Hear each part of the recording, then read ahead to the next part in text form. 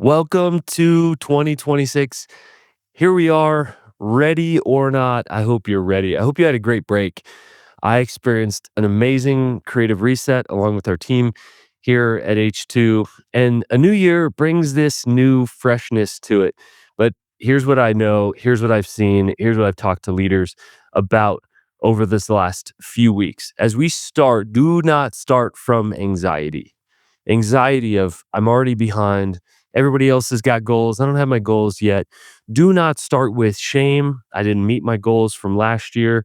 I'm not good at blank around goal setting, and I'm not good at this piece or that piece. I've heard so much of that even in these first few weeks.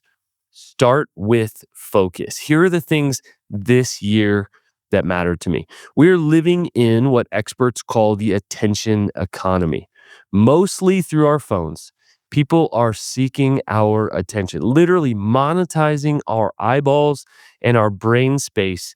And if we don't have a strategy for it, we are going to be carried off quickly. I mean, we've all doom scrolled for a while and kind of woken up in a trance like, what have I been doing for the last hour? Why do I even care about what's on my phone right now?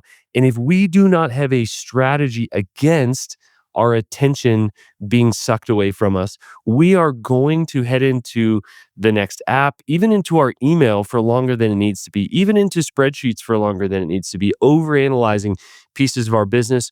And our minds naturally are going to drift, especially today in the attention economy. But I want to invite you into a step that actually anchors you into the things that truly matter and brings you back to focus. Here's a step that I've taken about 4 years ago. I started to count a few things in my life. And I think I started with five different numbers each week as I looked back. Now, I use my right side up journal, which I highly recommend. Pick up a copy. 90 days for 30 bucks. Come on, guys. 33 cents a day. You can't afford not to. I think I just started my 21st of those. They're quarterly. So I've been using these for many years now, and the flywheel of my life is spinning. On Sunday nights, I sit down with that. I look back at the week and I look within and how I'm doing. I look ahead. My wife and I plan the week together. But one of the things that's really important for me has been those five numbers. So I count those five numbers and I actually put them into a Google Sheet. Now, no part of me wanted to do this. That doesn't sound exciting. I'm not a spreadsheet guy, but the old adage, what gets measured or counted gets done. What gets measured or counted gets done. Here are some areas, some metrics in my life that I wanted to grow in. I mean, things that deeply matter to me. Now, let me give you one example is serving the community. That's something that is deeply in deep. Now, let me go over that again, Jonathan. Let me give you one example of this for me. One number is the hours that I spent serving the community. It's something that deeply matters to me. I mean, deep down in my heart, it's something that's always been a part of my life. But if I'm honest, it's one that's easy to drift. It's easy to drift with family and with work and with some of the things I love to do up in the mountains. Serving the community can kind of get pushed away, or sometimes I can feel like, oh, that's a distraction from work. But what I found is once I'm counting it, I'm going, yes, this is an amazing opportunity to serve the community. Now, I'm not doing it so I can rack up some points, but when we measure and when we count, it keeps us focused on those things. Over the last 4 years, I've seen my effectiveness and focus go up in those five different numbers. And each year I add one, maybe two areas to that. So I don't plan on having 30 numbers to count, but I think I'm up to about 10 right now. And of those 10, maybe 11 numbers that I'm counting each week, those are things that deeply matter to me. Those are things that are increasing my health and increasing my impact each week. And it's worth counting. It's worth counting those things for me. So that's the step that I've taken. The step I want to invite you in is decide the numbers that matter to you. And yes, count them and track them this year. Count them and track them this year. If you want to get physically healthy, well, you're probably counting and tracking some of your meals or your calorie count or times in the gym or hours you've spent or miles you've run. Whatever goal you have this year, you can put a number to that. to count that, not so you get some cosmic check mark if you read your Bible or pray or serve your community. None of that. Nobody else really sees these numbers, but they matter to me.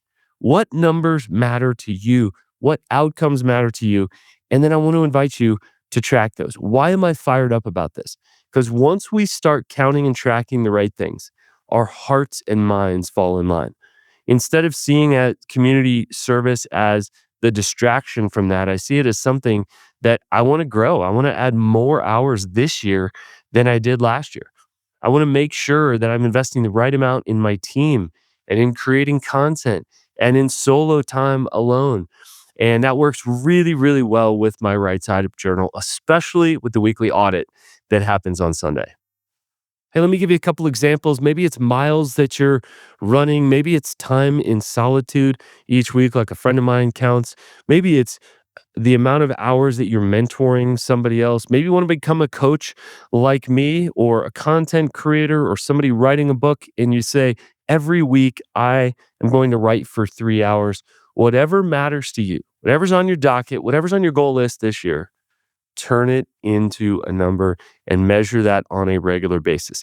I now have data from the last coming up on 5 years that I can look back and tell you how many coaching hours that I had. I can tell you those numbers right now that matter to me. And I can say, you know what? Maybe I am growing. Maybe I am maturing. Maybe I am heading in the direction that I want to be. We track our money. We track a lot of our time through our schedule. Why would we not track some of the things that deeply matter to us? Friends, welcome to 2026. I could not be more excited. And some of the reason I'm excited is our team is incredible here at H2 and is supporting me in some ways I've never had support.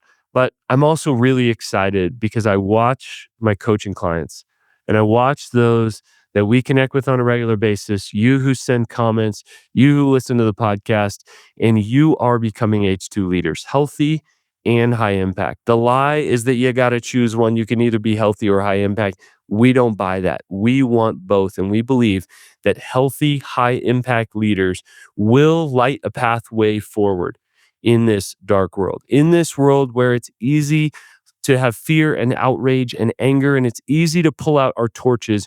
We want to see leaders holding lanterns of hope and optimism, lighting the way for other people right now. And leader, this is a big year.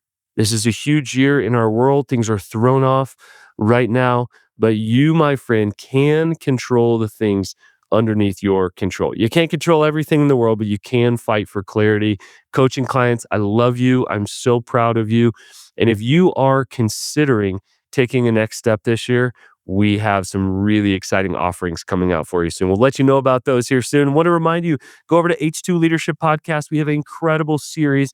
We're kicking off the year. We're talking about 5 spheres of a leader who wants to be both healthy and high impact. So join us over on H2 Leadership Podcast. Welcome to 2026. Let's do this.